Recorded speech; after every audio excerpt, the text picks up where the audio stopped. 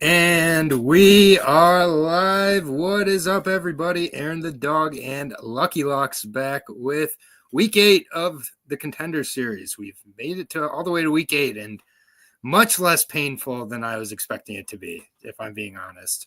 It's been pretty smooth, 4 or 5 week again. Last week, Zurcher went down with ease, so terrible bet by me. Yeah, and if anybody said they saw that coming, then congratulations to them. But anyways, I think we got 6 contracts last week because in women's fights, both ladies are going to make it every time apparently. Yeah, Lucky Locks, how you doing tonight or today?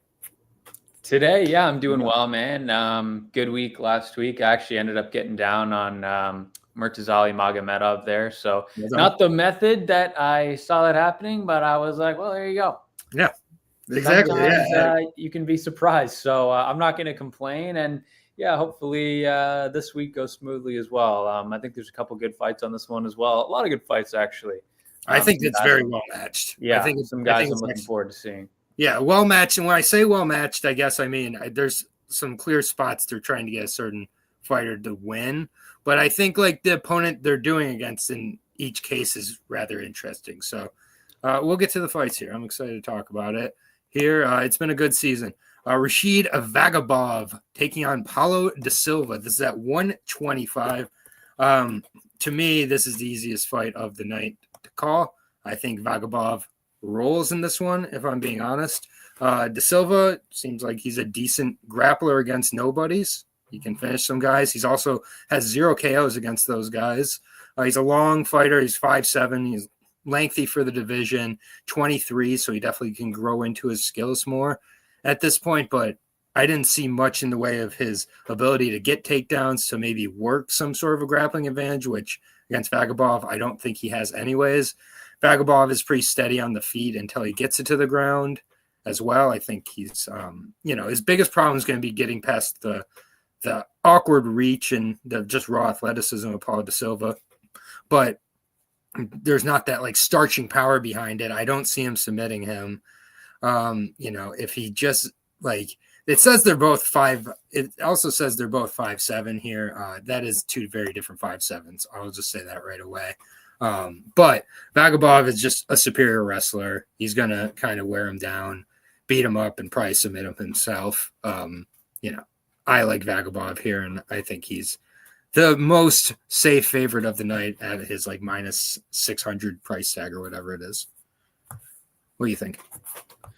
Yeah, Vagabov he's from Team Khabib, master of sport in Sambo and Pancration.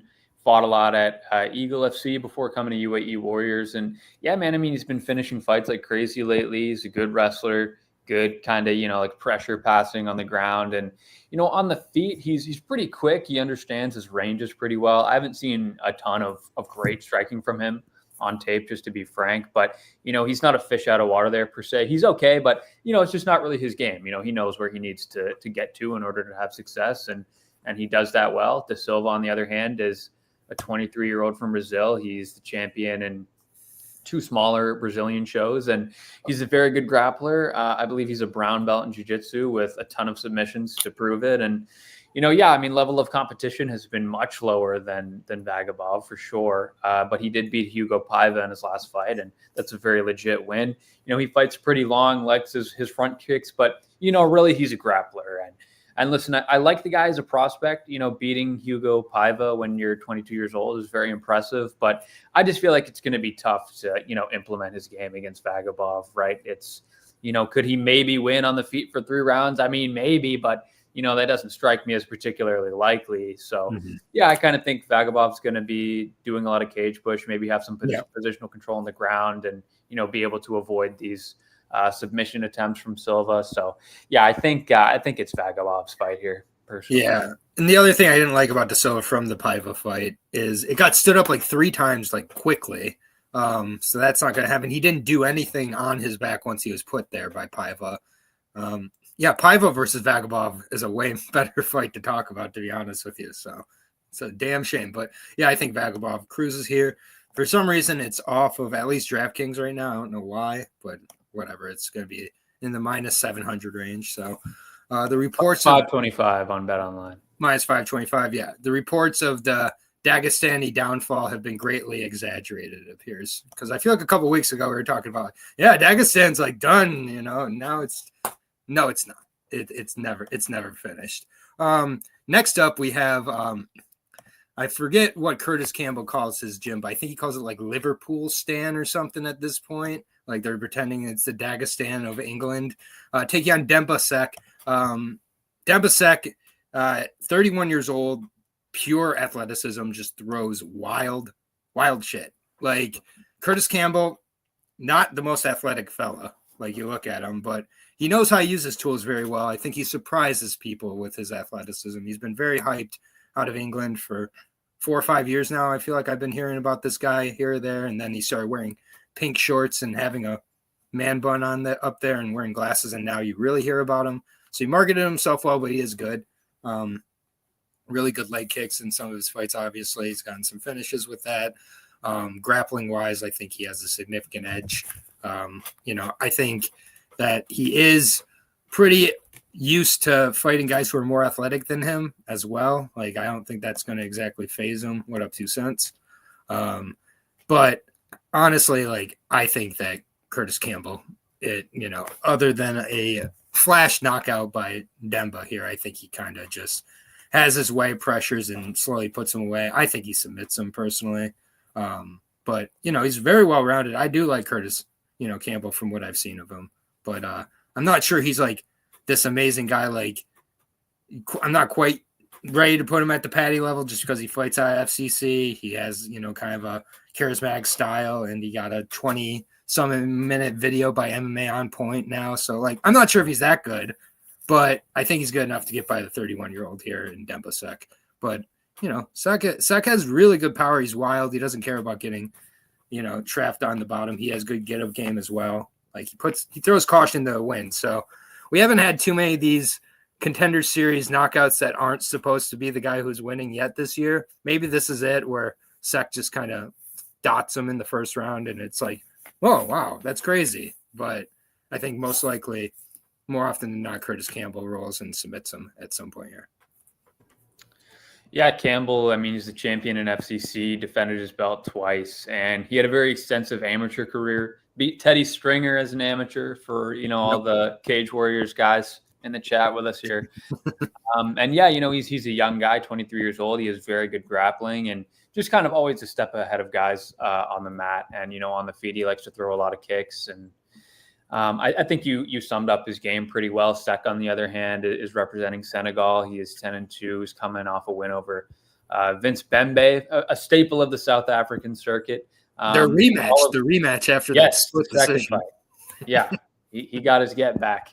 And all of Sek's fights have been in Africa. And I think, it's safe to say he is the better physical hardware in this one. I thought he looked really good at weigh-ins, but, his technique is just not quite as good. And certainly in the grappling, I'm, going to go out on a limb here and say he's the less technical guy. But he's not really, it's not like he's like a terrible grappler. He has a bunch of submissions actually. Mm-hmm. And, we have seen him proactively wrestle, but it's just kind of more like a strength athleticism thing with him. Whereas, you just see in Campbell's fights, he really, he wins the race to positions and he's ahead of guys when they're scrambling. So yeah, just with Sek, there's not a ton that I saw that made me think he has like a lot of viability outside of the regionals. I think he's generally, he's fine.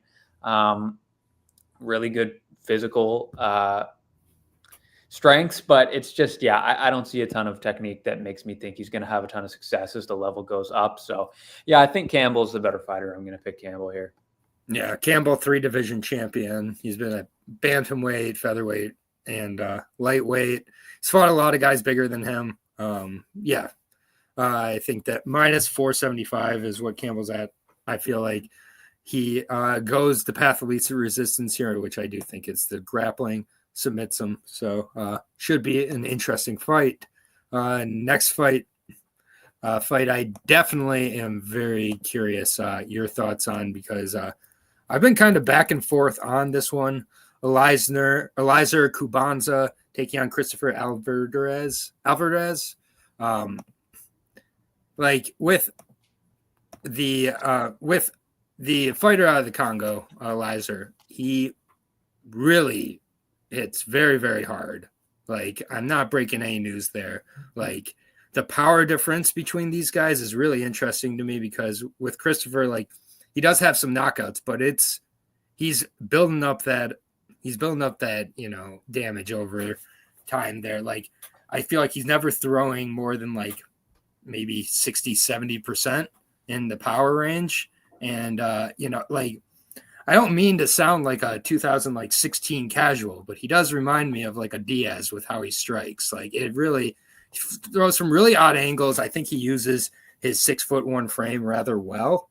And I think in a fight like this, he's going to have to put up with a storm early, like an absolute storm. And I'm not sure if he makes it through it.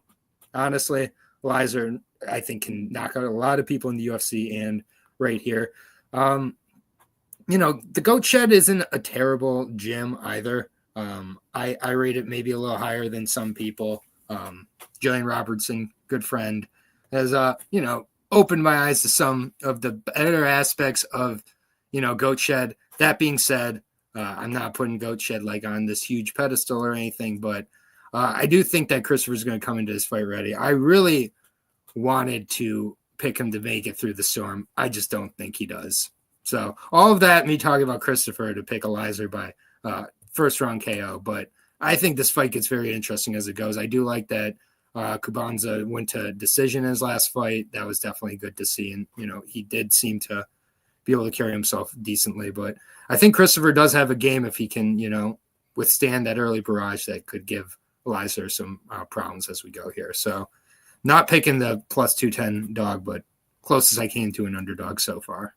But I'll take Lizer by first round KO. Yeah, it's a good fight. Alvarez started his career in Combate, fought in CFFC, LXF. He's done karate combat, fighting out of South Florida now, as you mentioned, at the Goat Shed. I think he's a California guy originally. Won his last fight in XFC against Takashi Sato, UFC vet, and won via knockout. And he looked good on the feet against the UFC veteran there. This guy has power when he finds his shot as well. And to be honest with you, I agree with you in a way where I like this guy on tape. I think he's pretty good. Cubanza on the other side is undefeated, representing DRC. Fought in Brave for his last 4 fights, and I think he's out of the Soma gym in Bali, Indonesia. But I'm sure he's getting some training in Bahrain and other places in the Middle East as well. This guy also was an IMAF guy, as an amateur too, and yeah, I mean, I think he's pretty smooth. I thought he had pretty fluid movement on the feet, and he seems pretty durable as well. He can take a shot. And listen, this guy is big and strong. He looked unbelievable. Yeah. At the weigh-ins, like he always does. But he made Sek look fat. Yeah, and Sek looked also right. Crazy. So yeah, I mean, he's a big, strong guy, and he's got solid defensive wrestling, and we've seen him get a takedown of his own from time to time as well. He knows how to cut off the cage. I think he's decently well-rounded, and he's got A+ hardware. So I'm pretty impressed with this guy as well. I like him, and the one thing is that Alvarez is a little bouncier, and I don't want to say faster, but definitely moves way more and is kind of the more reliable volume guy, in my opinion. But yeah, I'm going to go with Cubanza in this one. I liked what I saw out of him on tape, but I really like this fight, and I like both guys, but it's going to be Cubanza for me here. Mm-hmm. Yeah, no, we're pretty much on the same page so far with this card. It seems like minus 280 to Cubanza.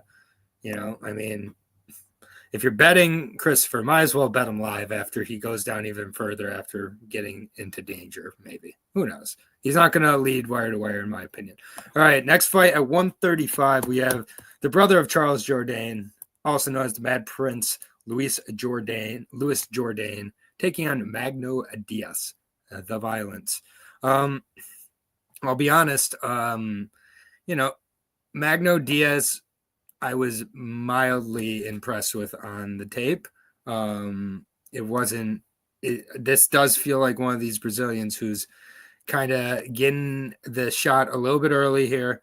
I will go into his career. Most of his wins coming by submission against next to no level of competition. His last fight in Future MMA against Alessandro Albuquerque. I mean, he was beating him up, showed some good power in that one as well. Decent boxing.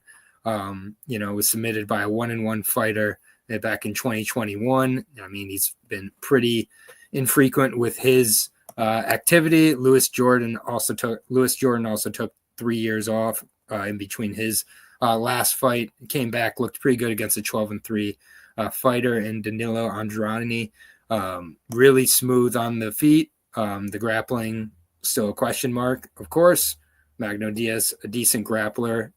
But I do think that Lewis Jordan coming into this fight, I think he is going to be pretty ready for what the game plan will be of his opponent, who has a significant reach disadvantage. I think in this spot, he's not like particularly fast. I think Lewis is so much smoother, more fluent on the feet, variety of shots. I think Lewis had to have been training takedown defense this entire camp, because he knows his opponent is just going to go out there and spam takedowns trying to get the takedown. I don't think he does. I think Lewis Jordan gets a knockout somewhere in the second round. I think he kind of follows a similar script to his return fight here. Knockout round 2 for Lewis Jordan. Yeah, so Jourdain, obviously Charles' brother, 8-3 record, but it's a little bit deceiving. He hasn't lost since 2021, and he's a lot better than you might expect an 8-3 guy to be for that reason. He started fighting as a pro very young. And he beat Tony Laramie in 2017, which is a pretty good win. Laramie, we saw come through regionals and was on LFA, and he's a rising fighter now. So he's signed to a major organization. That's a pretty good win. And, I'd say Jourdain has the better strength of schedule than Diaz, in my opinion. He's a good boxer, good leg kicks, and really starting to fill out his frame now as well. He's got pretty good size for bantamweight, and definitely has good size for this matchup in particular. Magno Diaz is out of the Fighting Nerds. A little bit harder to find his tape. I could only watch 2 kind of old fights, and I saw highlights of some other one. I'd really like to see his most recent fight. I've seen the finishing sequence, of course, but I haven't seen the fight in full. So yeah, I mean, he seems like he's a good grappler and has some power on the feet, decent striker. 6-1 guy here, will be smaller, and there's not a ton of tape to go off of him, but Jourdain is a guy that I know really well and I have seen a lot of. So I really like his game, and I was really hoping to get him as the underdog here, but it looks like people were kind of hip to it that he's a little better than what he looks like just on paper. So yeah, I'm in agreement here. I like Louis Jourdain. I think he's got great boxing. He's got good size, and I think he's working with good guys, and Diaz is as well, obviously being at Fighting Nerds. But yeah, I think Jourdain has got some stuff dialed in at this point in his career, and I think he's ready to make the jump. So that's the side I'm going to be on. Yeah, I think it's the downfall of the Fighting Nerds too. That's been going on over the last couple months now. All of a sudden, with Magno Diaz, if he was fighting on like the first week of the Contender Series, and we're like Fighting Nerds, maybe we have a flipped line here. But either way, it's an interesting fight for sure. I think with how many Brazilian prospects there are, sometimes there are these Brazilian prospects, they slip through. I'm just confused why.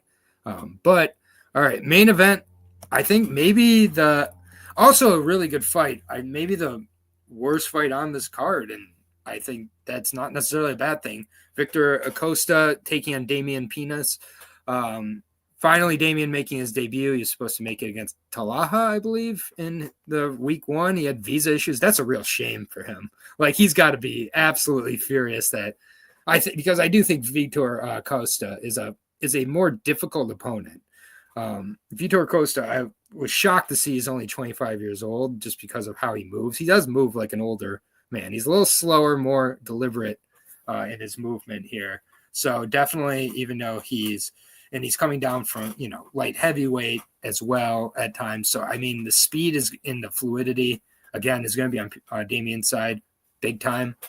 And I think that it'll kind of be interesting, just how he deals with all that. I don't think either one of these guys is amazing. If I'm being honest, I think they're both kind of, but it's middleweight. So you don't have to be amazing to be good at middleweight, I suppose. I'm going to lean towards the younger Bobby Aga here. Absolutely no bet. My least confident pick of the night here. I just think he's going to be a little quicker and, much, more diverse on the feet. Costa's just dead slow, man. Maybe if he gets a hold of him and gets him down, he's going to be able to control him. Eventually, maybe, work his jiu-jitsu here. And but Damian, no joke. He's he's fought some decent camps here, and I'm going to take the potential of the 23-year-old here in Damian to get it done, but zero confidence, zero bet. Yeah, so both of these guys were supposed to be on the show earlier in the season, and I think it was Ryan Gondra that Vitor Costa was supposed to be fighting, and it was Murtaza Talaf for Damian Pianis, obviously. Costa's the champ in jungle fight, and he's been on LFA before as well. His one loss is Cesar Almeida. I think he's decent, like pressure boxing. He's not super physical, but I like the volume. He gets inside and gets to work, and he's able to find some pretty good shots in the pocket. But when he gets inside and throws his hooks, he's pretty hittable down the middle. And I think he actually has some decent stick on his shots. Not like one touch power, but he knows how to kind of keep pressure on and keep landing and get around the guard. I actually thought his shot selection was pretty decent as well. He's a decent pressure striker with a good guillotine. Damian Pianis representing Suriname and Aruba, trains in Brazil. His one loss was the DQ where he, landed the illegal up kick where, it was legal for a second and then it wasn't, and it landed at the wrong time. Kind of unfortunate. But yeah, very powerful guy. I really liked his straight shots. And I've seen him land kind of short, tight counters as well, which I think could be effective here. And still very young, 23 years old, not very experienced in the grappling game.